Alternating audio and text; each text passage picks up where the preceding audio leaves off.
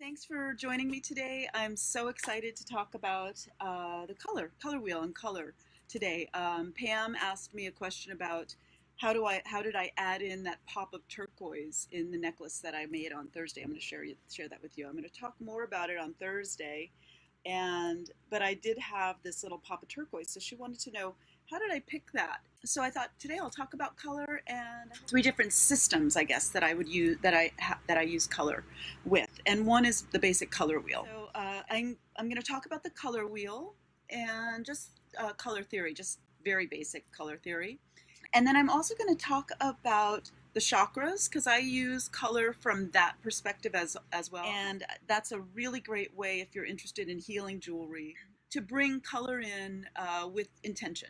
So the chakras, and then also I'm going to talk to you too about the divine feminine system that I studied in my priestess circle, where each archetype had a color or tone, and so you can also, if you're interested in healing jewelry, use color to bring in the energy of an archetype or a spiritual ally or something like that. So I'm going to talk about those three things: the chakra system and the divine feminine are two courses, and actually I have a course that I'm developing on those two aspects of creating healing jewelry. So I'm just going to touch on those two other systems, but I wanted to talk more about color wheel and use my necklace from Thursday as an example, and then just talk about that. I'll check back on the comments to see if you have questions, and anything that I miss that I don't address live today, I'll answer in the comments again below. So, and then also I put in the link of the announcement of our live.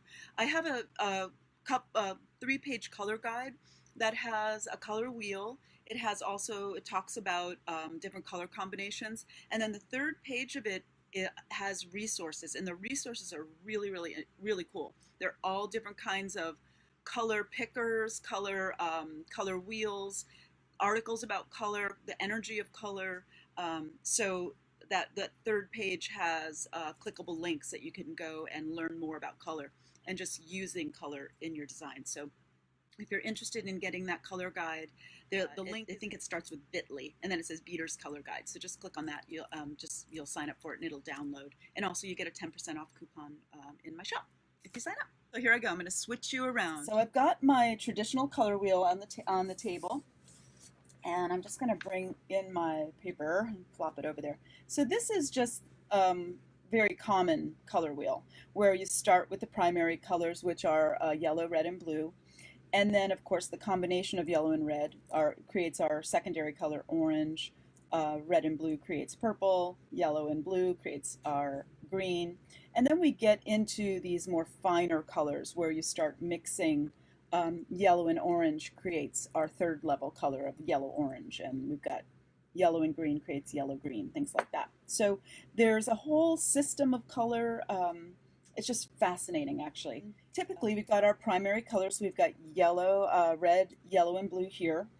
And then we have our secondary colors, which are the mixture of yellow and red is orange here. We've got our blue and yellow is green here. And I've got my blue and red, and that's purple here.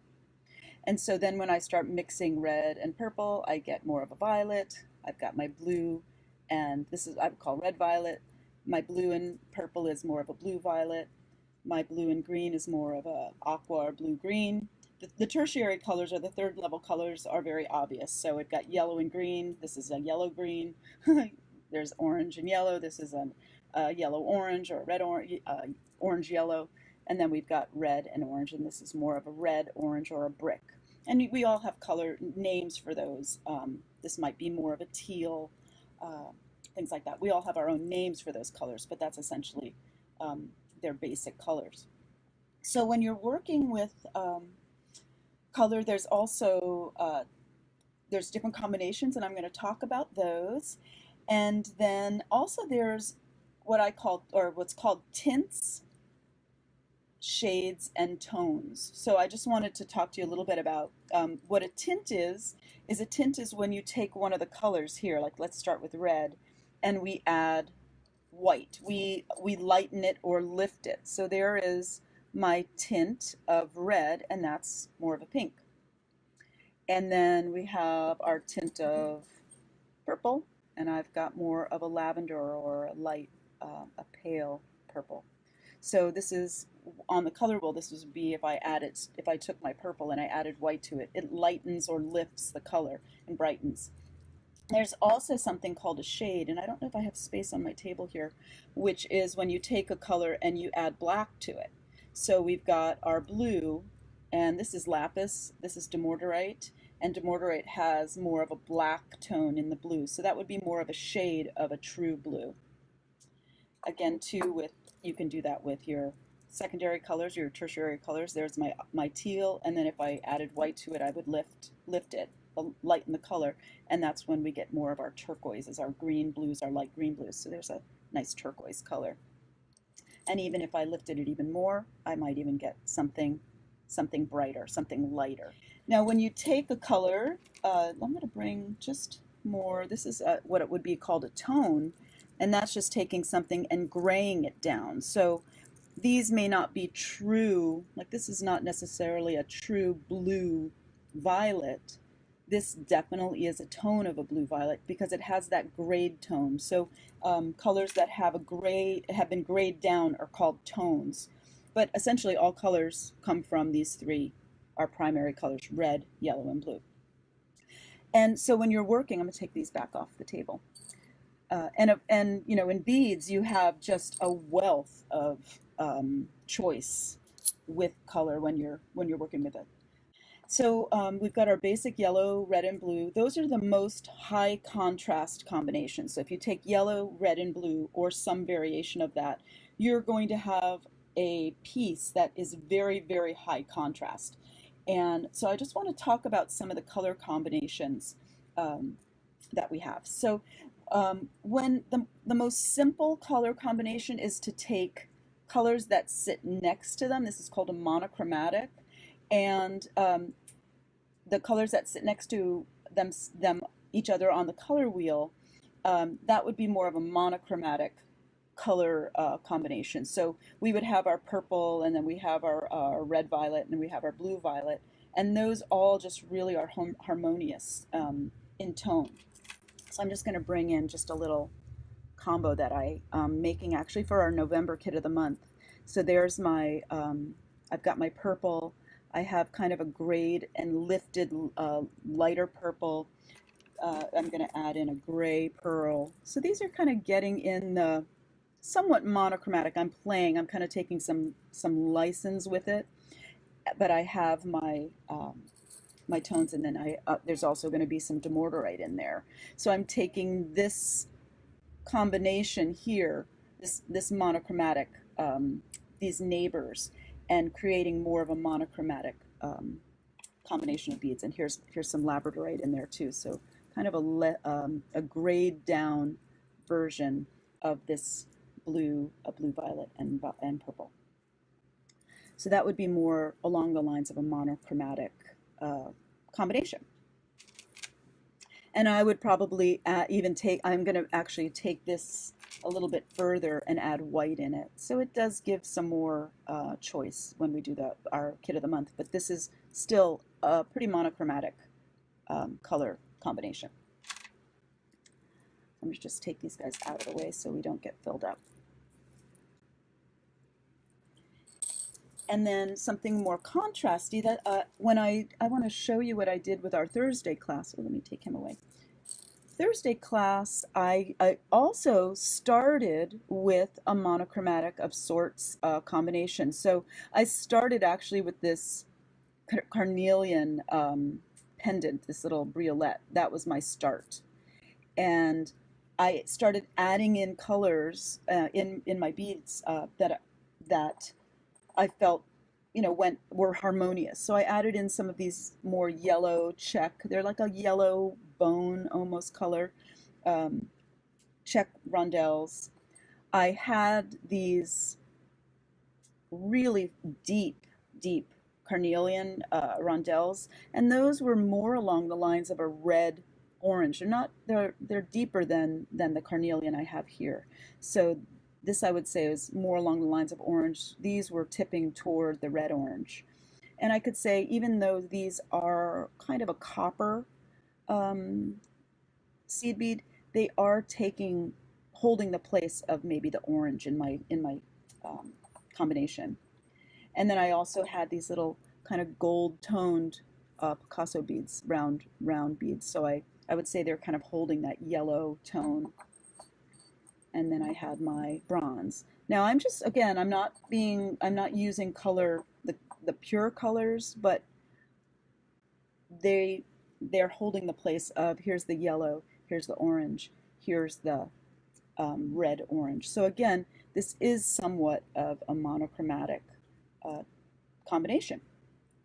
And one way that you can add pop to a design is to add what's called the contrasting or the complementary color to your design. So if you look at a color wheel, and mine is a little bit messy because we're using beads, what is opposite the color wheel is the complement. So red and green are complements, yellow and purple are complements, orange and blue are complements. So when you're working in a monochromatic uh, design, you've got your beads that are monochromatic. If you want to add a pop something from that's complementary.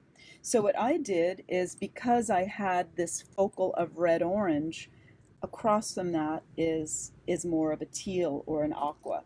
And again, when I talk about lifting it with white, I lifted it. These blues or these turquoises are the complementary color. That's a tint that's lifted with white. So that's how this color, and they all sort of have a similar tone, but that's why I popped that turquoise in, because I wanted to have something that was just a little bit, just added a little bit more energy to it. In color theory, that's why you would add a turquoise to something that's more in the orange tones, to add that pop, to add that energy. When you're working again with, I'm going to pull these all out of the way again.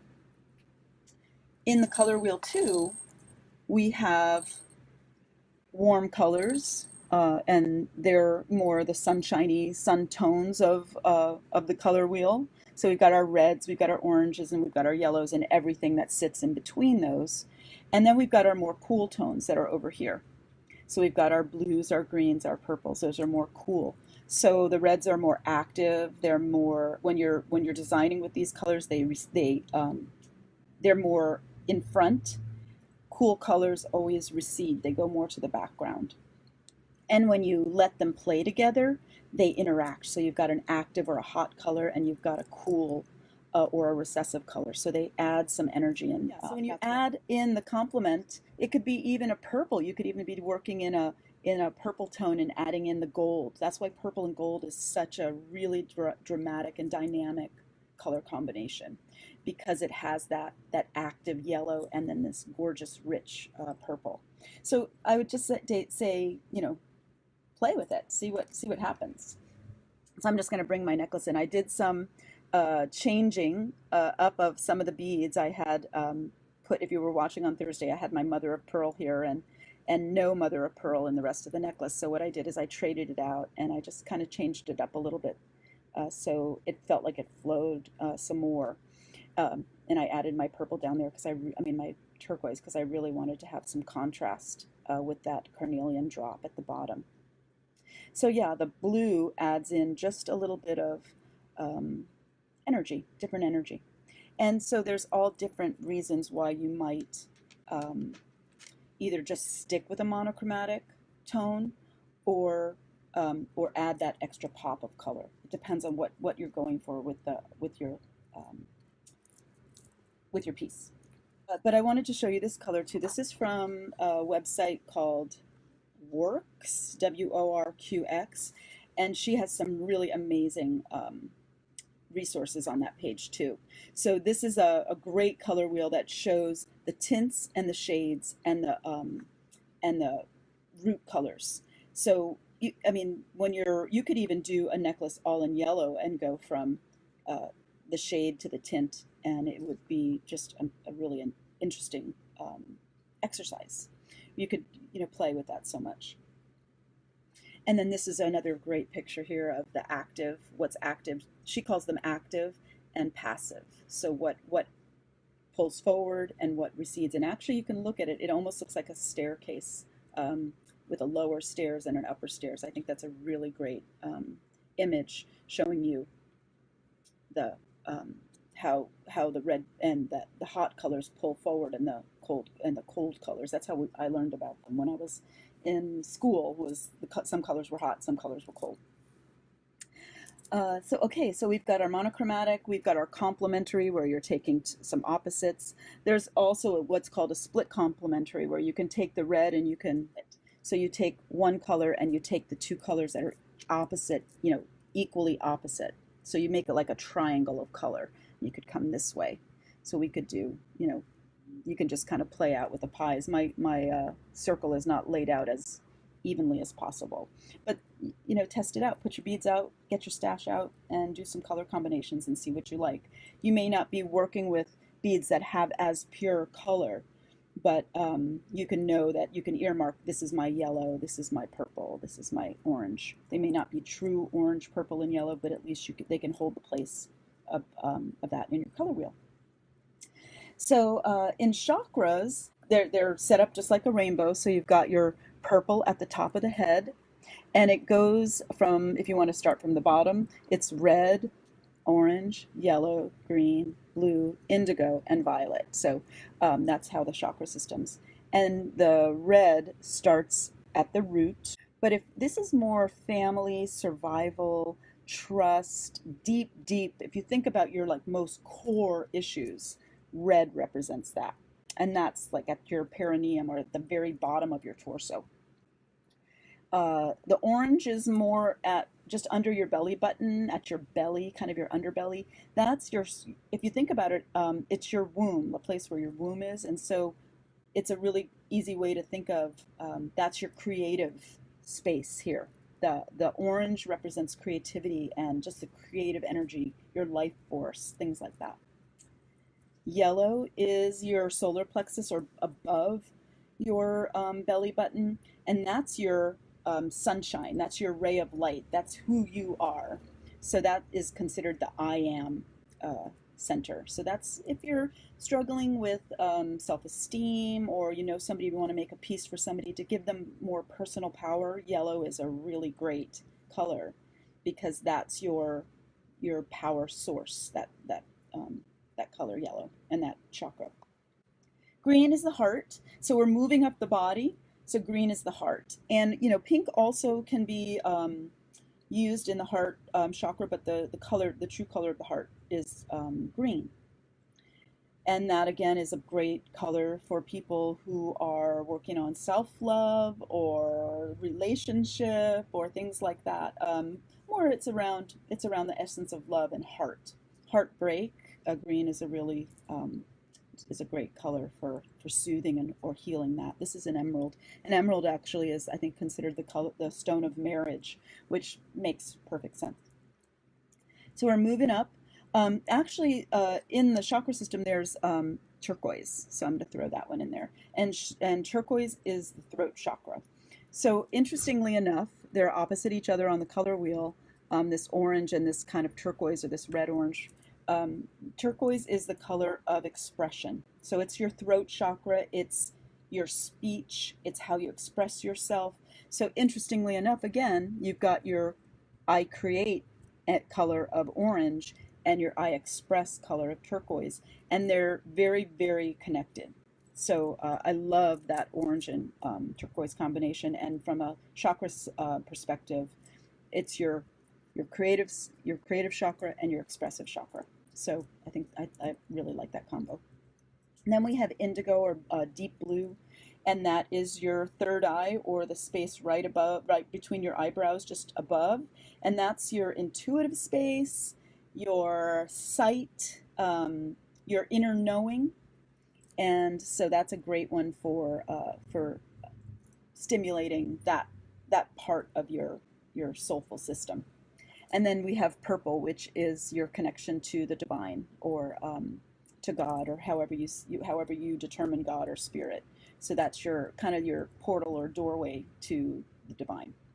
So that's from the chakra perspective. So you can utilize those colors and pull in, just intend, use your power of intention to use colors in that way too. And let me do my last little bit. And this is a really wonderful, this is a book. Oh gosh, it's so big, it doesn't fit in my thing. It's called The 13 Moon Oracle, and it was written by my teacher, Ariel Spilsbury, who, if you're interested in divine feminine, oh, here's the chakras right there. So, so there's the little energy centers of our body. And so if you're interested in, I'm going to pull out the page that I wanted to show you. If you're interested in divine feminine archetypes, then her work is just profound. So this is the second face of the god of this is called the Goddess of Compassion, and here she is in basically purple, lavender, violet, and I'm going to show you. So if you wanted to call in the Goddess of Compassion, what I love about Ariel's work is she has just so much information that you can utilize. So here's Kuan Yin, Tara, Mary, all these different archetypal faces, and her color's violet. So if you wanted to call in the Goddess of Compassion, or you need some of that, or you know somebody who either needs to work on compassion or is just struggling with their own self-compassion, then calling in Tara or Kuan Yin, or just the energy of that through the color violet, is a great way. And this doesn't have to be articulated. If you don't want to say to somebody that's what you're doing, you can just, you as the designer can just, when you're making your piece, call that energy in and intend it into your piece. But also the story of what you're doing. People love to know the story of the pieces that you're making, and those kind of chakra energies or divine feminine energies into your piece. You know, if you feel comfortable sharing it, people really, it matters to people. Oh, I had a couple of other beads that I wanted to share too. So here is more of a grayed down or a blacked version, I would say, of this color. So I just wanted to, I had pulled out some colors. So here would be maybe a shade of this blue violet. So added black. So when you're working with color, I mean, when you're working with beads, you just have, there's so many choices that you can make. So I hope that makes sense. I hope that's helpful. The color wheel, this is another page of the color wheel handout that I have, which just lists all the different color combinations. So you've got all different ways that you can play. And my suggestion would be to, first of all, get your beads out, start somewhere, even if you start in a monochromatic scheme that I did on my necklace, and then just start playing. And the second thing is that you can get really in your head about color. You know, get your color wheel out and stick to that. But my sense of color is, I trust myself. So I might start somewhere and start combining, but really trust if you want, you know, this color bead instead of this color bead, and you know, even if this is the true complement, just go with your gut, because that's going to have more of your piece, is going to have more of you in it if you do that. And actually, you know, sometimes when you're looking at the paper color wheels, they're just hard to translate into something real. So that's why I wanted to put out the beads so you could really see what it looked like from something tangible. I'm very kinesthetic, and so for me, I like to have stuff that I can touch and manipulate and move around and put together. So I really encourage you to play with that. I've been working with color since I was a little kid. I was a painter when I was in my, you know, like 3 and 4. I was going to painting classes. So I don't remember necessarily learning about color so much as a child, but it's kind of inside of me. And I also know that I know what I like. So I trust that. And so I just really encourage you to trust what you like. It's okay, you know, and if it feels good to you to put those colors together, just go for it, because there's something there, and it's going to come through your personal lens out into the world. That's a good thing. We all need more of that. So, yeah, so my suggestion is get your beads out, play, put combinations together, even if you want to start with a monochromatic color combination and then add in that pop and see which pop just resonates with you the most, what feels authentic to you, then play and do that. And let me know. And actually, I would love to see your what you make in the comments on my Facebook page. So please do that, because one of the things I used to teach, this is a little off subject, but I used to teach what I called an open beading. And really all I did was I just showed up in a space with people. I organized the space, I held the space, and people just brought their projects and worked on what they were working on. And I've been a teacher for a long time, and I know that I can impart information and people can produce things, but the magic that happens when people share what they create, and it just feeds on each other, really supports each other. So please, if you have something that you make and want to share it on my Omtar page, please do, because that community sense, and we learn from each other. So I just want to welcome you to do that and share. And that space is there for you to do that.